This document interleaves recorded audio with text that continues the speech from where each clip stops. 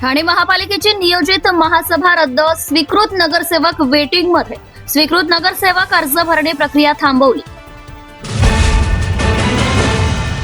ठाणे महापालिकेची सर्वसाधारण सभा 5 मार्चला नियोजित करण्यात आली होती. मात्र आता ही महासभा लांबली असून तारीख जाहीर केली नाही.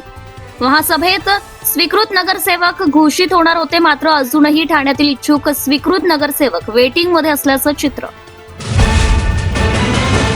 महापालिका सचिवांनी स्वीकृत नगरसेवक अर्ज देणे केले बंद. डॅमेज कंट्रोल करण्यासाठी आणि नवीन चेहऱ्यांना संधी देण्यासाठी उपमुख्यमंत्री एकनाथ शिंदे यांची नवी रणनीती. नवी मुंबईत झालेल्या अपमानाचा बदला शिवसेना ठाण्यात घेणार.